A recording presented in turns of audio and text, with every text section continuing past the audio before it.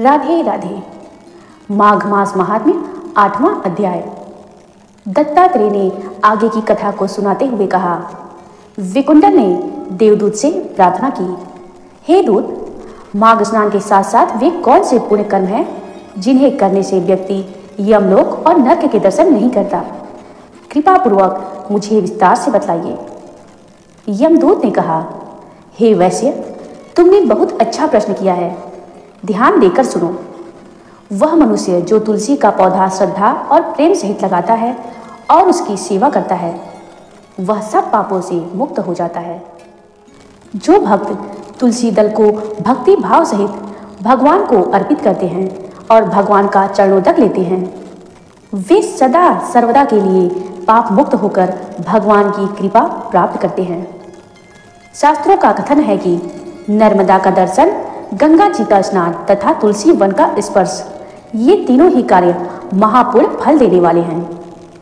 इसी प्रकार जो भक्तजन भगवान शिव को प्रसन्न करने वाले ओम नमः शिवाय मंत्र का जप करते हैं और भगवान शिव का भक्ति पूर्वक ध्यान करते हैं, वे भी समस्त दुखों से छुटकारा पाकर यम पाप से मुक्त होकर इहलोक तथा परलोक में सभी सुखों को भोगते हैं। देवदूत ने आगे कहा, हे मित्र विकुंडल, जो मनुष्य पेड़ पौधे और बाग बगीचे लगाते हैं तथा उनकी सेवा करते हैं और देवताओं, अतिथियों तथा पितरों का पूजन करते हैं, उन्हें ब्रह्मलोक की प्राप्ति होती है।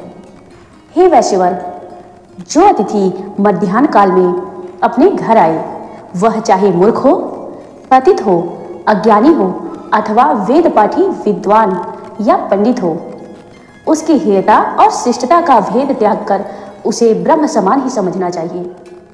श्रद्धा और भक्ति सहित अतिथि सेवा और सत्कार करने वाले भी नरक का दर्शन नहीं करते। जो मनुष्य भूखों को भोजन खिलाता है, प्यासों को जल पिलाता है, वह दीन दुखियों की सेवा करता है, वह भी अनंत काल तक स्वर्ग सुख प्राप्त करता है। हे मित्र, कोई अपरिचित अतिथि यदि भूख से व्याकुल होकर अपने घर पर आए तो उसका मृदु वचनों से स्वागत करते हुए उसे भोजन कराकर उसकी क्षुधा शांत करने वाला दीर्घ काल तक स्वर्ग सुख प्राप्त करता है।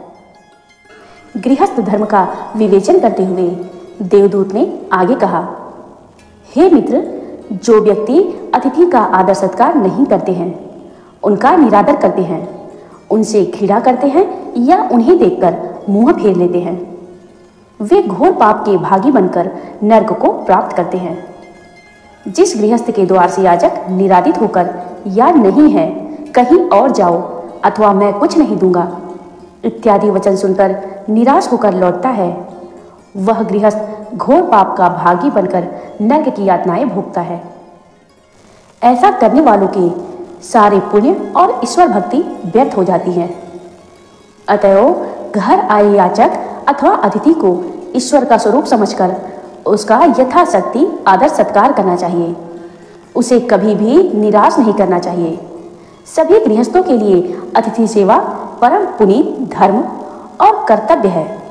इससे बढ़कर बंधु बांधव या धन धान्य कुछ भी नहीं है। देवदूत ने वैश्य से कहा, वैश्यराज, मेरा यह सत्य वचन है कि केवल अतिथि सेवा के पुण्य प्रताप के बल से ही अनेकों राजा महाराजा, धर्मात्मा, ऋषि, महर्षि आदि चिरकाल से स्वर्ग में निवास कर रहे हैं और उनके पुण्य अब तक क्षीण नहीं हुए हैं। कर्ण, दधीची तथा बलि इत्यादि अतिथि धर्म के सर्वोत्तम पालन करता हुए हैं।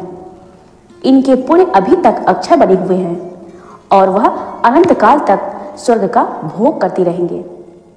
माघ मास के आगे की कथा के महात्म्य को सुनने के लिए मेरे चैनल को लाइक व सब्सक्राइब करना न भूलें।